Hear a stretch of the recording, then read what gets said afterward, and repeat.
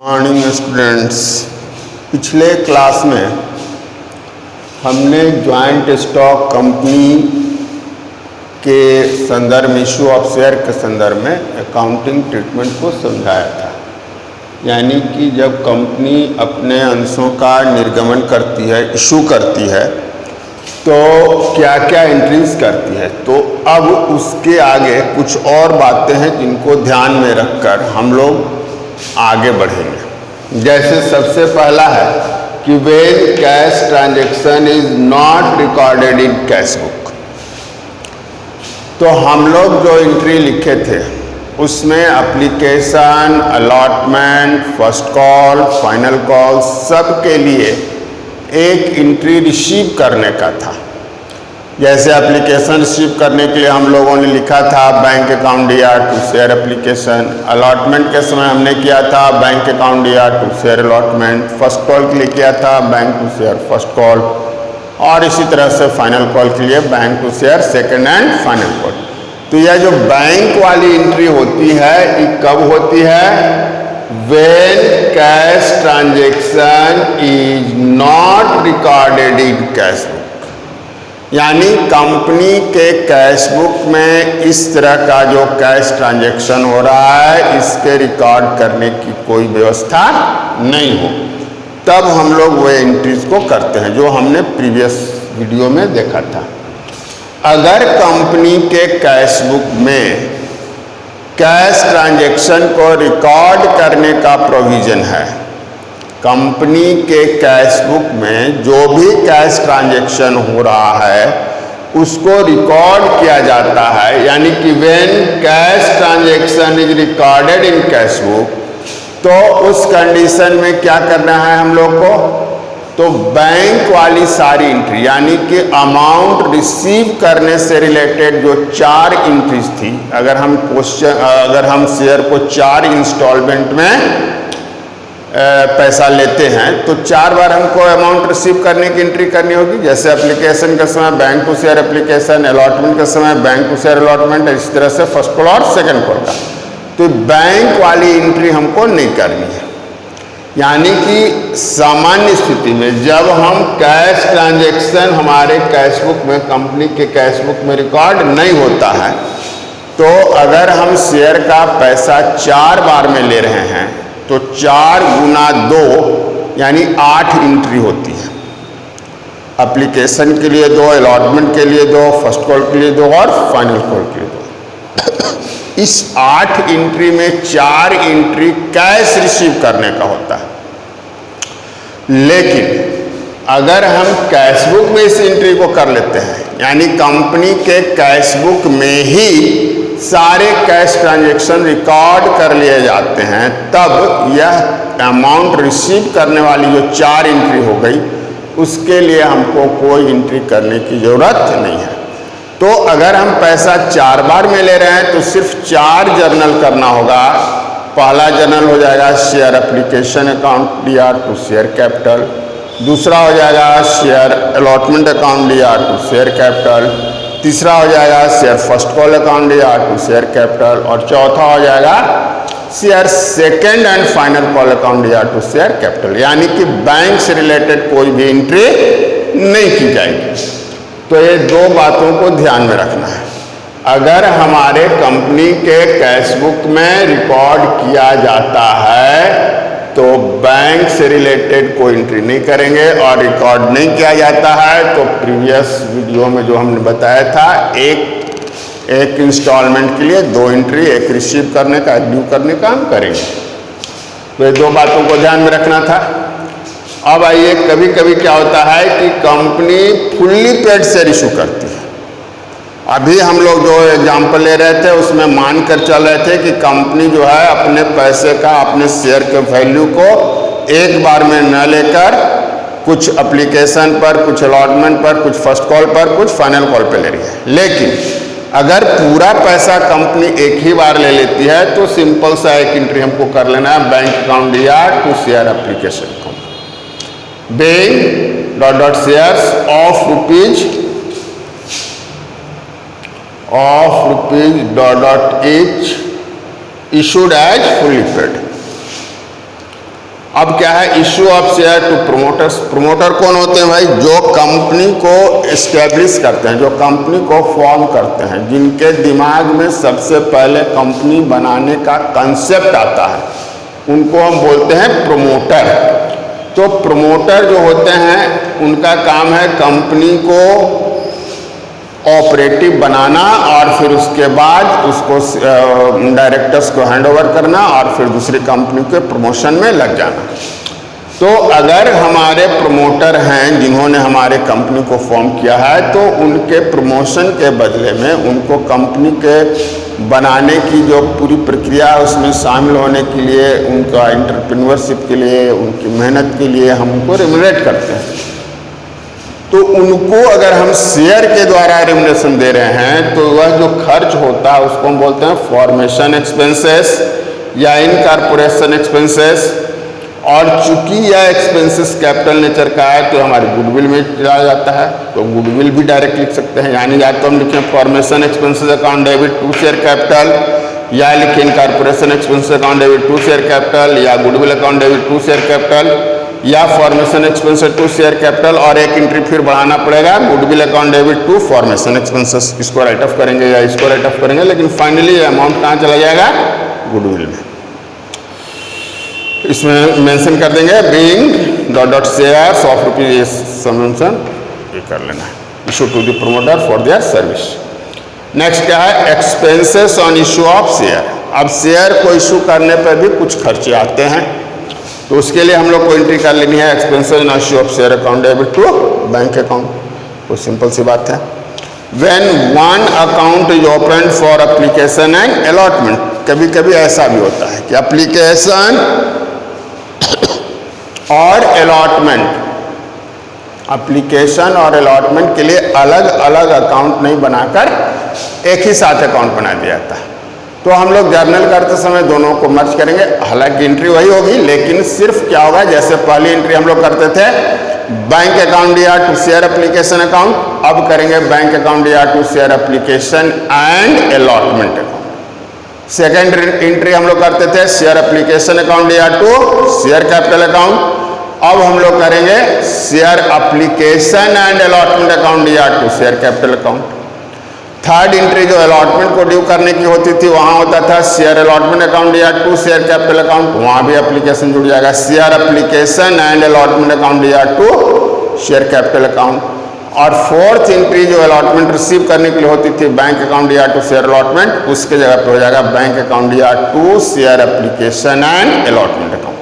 यानी कि जर्नल का नंबर तो वही 4 का 4 रहेगा, लेकिन एप्लीकेशन और अलॉटमेंट का चूंकि एक साथ हमको लेजर बनाना, एक ही खाता खोलना है, तो दोनों को एक साथ हम मर्ज कर देते हैं, एप्लीकेशन एंड अलॉटमेंट। तो यह बात हो गई जब एक ही साथ दोनों का खाता खोला जाता है तब। अब जो है एक सबसे इम्पॉर्टेंट टॉपिक आता है ओवर सब्सक्रिप्शन। तो कंपनी जब शेयर इशू करती है तो कंपनी के सामने 3 सिचुएशंस आ सकते हैं। एक तो संजोग ऐसा हो कि हम 10,000 शेयर, मतलब हम कंपनी की तरफ से बात कर रहे हैं, हमने 10,000 शेयर इशू किया और हमारे पास वर्ल्ड वाइड या ऑल ओवर कंट्री से जो टोटल एप्लीकेशन आया उसका भी काउंटिंग किया गया तो 10,000 ही हो गया। तो इसका मतलब कि जितना मेरे पास शेयर है उतना ही शेयर खरीदने वालों की संख्या भी है, यानी कि खरीदने वालों की संख्या नहीं, टोटल शेयर खरीदने वाले उतने ही संख्या में है। एग्जाम्पल के लिए हम लोग एज्यूम कर लें कि हमारे पास 10,000 शेयर है और हमारे पास टोटल शेयर 10,000 हमने इशू किया और A, B, C, D, E इतने लोग हमारे पास एप्लीकेंट हैं। A ने बोला कि हमको 2,000 शेयर चाहिए, B बोला कि हमको 3,000 शेयर चाहिए, C बोला कि हमको 500 शेयर चाहिए, D बोला कि हमको 2,500 शेयर चाहिए और E बोला कि हमको 2,000 शेयर चाहिए। तो देखिए टोटल हो गया 2 और 3 5 7 दोनों 10,000, यानी कि जितना हमारे पास शेयर है उतना ही हमारे खरीदने वाले भी हैं, तो सबको जो जितना चाहेगा उतना दे देंगे। तो इसमें इसको बोलते हैं फेयर सब्सक्रिप्शन। लेकिन ऐसा होना बहुत अपवाद की स्थिति है, क्योंकि ये सारे लोग पूरे देश में फैले हुए हैं। अब ये मान लो झारखंड का है, बी साउथ इंडिया का है, सी बंगाल का है, डी उत्तर प्रदेश का है, ई दिल्ली का है। अब ये नहीं जान रहा है कि हम जो शेयर 2000 लेने वाले हैं तो और वहाँ पर कितना शेयर बच रहा है। यानी कि हमको जितना शेयर खरीदना है हम उतना के लिए अप्लाई कर देते हैं। अब सारे लोग इसी तरह से अप्लाई करते जाएंगे। अब कंपनी का जब एप्लीकेशन का डेट खत्म होगा, कंपनी काउंट करती है कि भाई हमारे पास 5 एप्लीकेंट्स आए और सबने कुल मिलाकर इतना ही शेयर खरीदना चाहा है और उतना शेयर मेरे पास है, तो सबको दे दिया जाएगा। तो इसको बोला जाएगा फेयर सब्सक्रिप्शन। इसमें कहीं कोई परेशानी होने की बात नहीं है। एक कंडीशन आता है अंडर सब्सक्रिप्शन। यहाँ पर भी कोई परेशानी नहीं होगी। कंपनी 10,000 शेयर इशू कर रही है, ए चाहता है कि हमको 2000 शेयर मिले, बी चाहता है 3000 शेयर मिले, सी चाहता है कि हमको 3000 शेयर मिले और डी चाहता है कि हमको 1000 शेयर मिले। तो टोटल कितना हो गया? 2 + 3 + 3 + 1 यानी 9000। तो 9000 शेयर हमको देना है और हमारे पास शेयर है 10,000। तो यहाँ पर भी कोई परेशानी नहीं है। हम सबों को जितना शेयर वे चाह रहे हैं उतना शेयर हम उनको दे सकते हैं। तो इसको बोलेंगे अंडर सब्सक्रिप्शन। यहाँ भी कोई परेशानी है, लेकिन यहाँ पर ध्यान में क्या रखना है कि जितना कंपनी ने शेयर इशू किया है उसका 90% सब्सक्राइब होना चाहिए, यानी कम से कम 90%। 10,000 शेयर इशू किया है तो इसका 90% यानी 9,000 के लिए अगर एप्लीकेशन नहीं आया तो जिन लोगों ने भी कंपनी को शेयर खरीदने के लिए अप्लाई किया है उनका पैसा कंपनी को लौटा देना होगा। यानी कि उस कंडीशन में कंपनी शेयर इशू नहीं करती है। एग्जाम्पल के लिए यहाँ पे 8,000 शेयर के लिए मान लो कि बी भी 2,000 शेयर खरीदना चाहता है तो टोटल हो जाता है 8,000। तो उस कंडीशन में कंपनी शेयर इशू नहीं कर पाएगी। यानी कि जितना नंबर ऑफ शेयर हम इशू करते हैं उसका एटलीस्ट 90% सब्सक्राइब होना जरूरी है। 90% या उससे अब सब्सक्राइब होगा तो ठीक है। 90% से कम सब्सक्राइब होने के दशा में कंपनी एक्ट में प्रोविजन है कि कंपनी को शेयर अलॉट नहीं करना है, बल्कि जो एप्लीकेंट्स हैं उनका पैसा लौटा देना है। तो फेयर और अंडर सब्सक्रिप्शन जो होता है इसमें कोई विशेष बात नहीं है। मसला आता है ओवर सब्सक्रिप्शन की दशा में। ओवर सब्सक्रिप्शन का मतलब है कि कंपनी जितना शेयर इशू कर रही है, यानी कंपनी जितना शेयर बेचना चाहती है, खरीदने वाले लोगों की संख्या उससे ज़्यादा हो जाती है। कंपनी बेचना चाह रही है 10,000 शेयर और सारे खरीदने वाले जो हो गए उनकी संख्या हो गई 15,000, 15,000। तो अब इस कंडीशन में कंपनी के पास क्या ऑप्शन बचता है? तो 2 ऑप्शन कंपनी के पास होता है।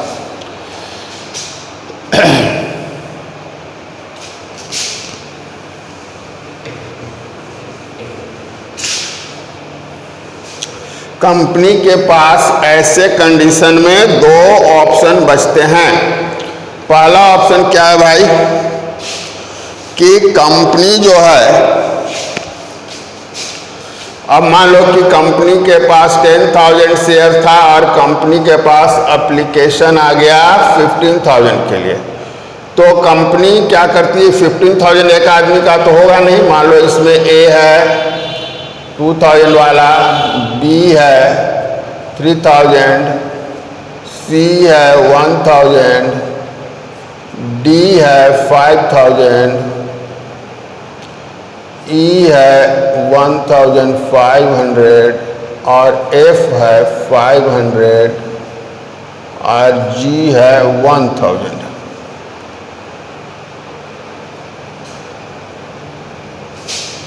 और एच भी है 1,000। 2 + 3 5 6 11 12 13 14 15 15,000 एप्लीकेंट्स का इस तरह से डिस्ट्रीब्यूशन है। तो अब ए खरीदना चाहता है 2,000, बी खरीदना चाहता है 3,000। अब सारे लोग एक ही डेट पे तो दिए नहीं होंगे, तो कंपनी देखेगी कि कहाँ पे हमारा 10,000 पहुँच जा रहा है। जैसे इनको दे दिए तो 2,000, इसको दे दिए 3,000, इसको दे दिए 1,000, तो 2, 3, 5, 1, 6, और इसको देते हैं 5 तो हो जाता है 11। तो मेरे पास तो शेयर है इतना ही। अब इसको अगर हम नहीं देते हैं तब क्या होता है, तो 6 हमने दे दिया, तो इधर इसको और इसको दे दिए तो 8, इसको दे दिए 9, इसको दे दिए 10, यानी कि इसको छोड़ के सबको हम दे दें तो हो जाए मेरा काम खत्म।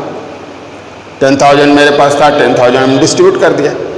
तो एक ऑप्शन है कि कंपनी जो जिसको शेयर नहीं देना चाहती है उसके पैसे को रिफंड कर देगी। इसको जो अमाउंट मान लो कि 2 रुपया एप्लीकेशन का था, तो 10,000 रुपये कंपनी को मिलना चाहिए था 20,000 रुपीज़, और इसमें 15,000 एप्लीकेशन आ गया तो कंपनी के पास हो गया 30,000 रुपीज़। तो 30,000 माइनस 20,000, यह जो बचा 10,000, इसको हम बोलेंगे एक्सेस एप्लीकेशन मनी। 10,000 क्या हो गया, एक्सेस एप्लीकेशन मनी। तो एक्सेस एप्लीकेशन मनी का ही ट्रीटमेंट हमको जानना है कि हम लोग क्या करेंगे।